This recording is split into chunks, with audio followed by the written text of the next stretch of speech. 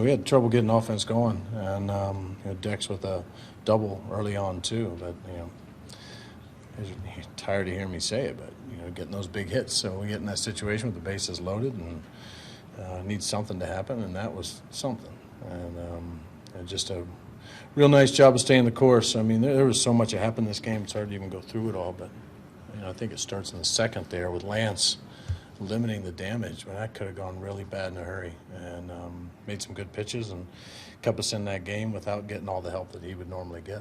Mike, what's the conversation like with Lance after he gets hit like that? Well, just making sure, how hard he was hit and if there are any cautions. And so the trainers went through the protocol on the field, and Lance, he's a tough kid, we know that, but he measured out good. He went through the protocol in between innings, just went through it again, went through all the testing, and everything has come back negative. But we'll continue to run him through testing here for the next day or so too. But everything so far, the medical team has been very positive. You just never like to see that happen, but he responded well.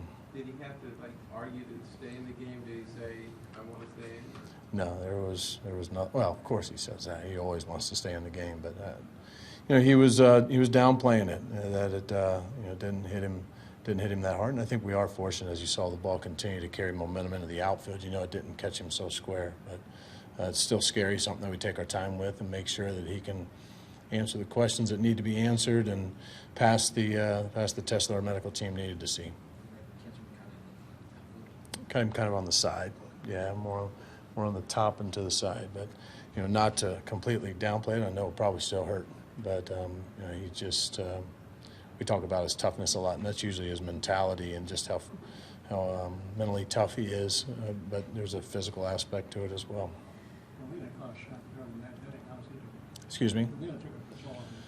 Yeah, the problem was that was the same spot he had hit earlier, and it was healing up well, and just rings a little bit and needs a second to shake it off, and he said he was good. Mike, going back to Dexter's Grand Slam, but also Yachty, who gets credit for the scouting report? Is that self-scouting that they did? Is it somebody on the staff who put together? Because, obviously both of them were looking for a particular pitch, so who put that plan together? That's season long, and it's team-wide. That's everybody helping everybody, and I think that's what an offense it's got a chance it has to do. There's no secrets. Everybody's talking about, hey, I faced this guy, and here's what I saw, and here, here's what the data shows us. So we take the information from upstairs. Our hitting coaches watch unlimited hours of video to try and put together and give each guy an individual plan and try to compare him to other hitters in the league. This is probably how he's going to attack you tonight if you get into this situation. And then it comes down to application, and guys doing a great job of staying with their game plan.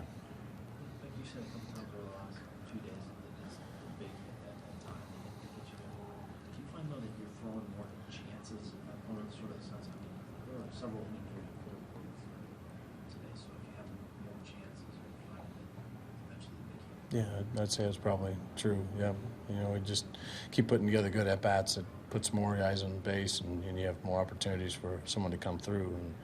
And fortunately, Dex came through a couple times for us today. Excuse me? I think he looks pretty good there. You got any ideas for me? All right. Yeah, no, he's been good. This is a guy who came in here thinking he was going to be hitting the leadoff spot all season long, and I think he's one of the ones who's bought into not maybe putting so much ownership in any particular spot and putting together his best at-bats regardless of where he is. And what a shot in the arm he's been since he came back. Really impressive. How much were you trying to maybe not overextend Trevor's? Didn't want to, but we're stuck in a spot right there. And once again, came in and did a great job. I know that for the long haul, for the rest of this push here, and then hopefully as long as we can play, throwing him out there more than one inning probably isn't best. But we needed him, and he answered the bell tonight. I know now. Yeah, no. I obviously knew last night too, and I think it's just one of those things that, once again, we're not going to go in there and start writing things up on the board and what we're going to do is keep playing the game. But I think whenever we know where we are, guys can't help but pay attention to it too.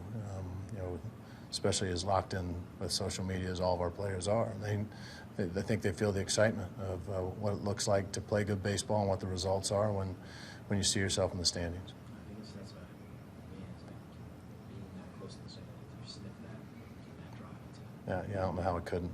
I mean, just playing right now. I mean, it just says it's a great atmosphere in the stands. But I really think it comes down to the level of play that they're seeing from themselves and from each other. That is the drive that that looks like championship baseball. And how do we keep doing? How do we keep getting better? And that's how they've been able to continue. And it has taken a lot of toughness. As I'll beat that point up because it's true. To be able to stay the course to where they are right now, and it's going to take a lot of toughness to continue to try and figure out ways for us to get better.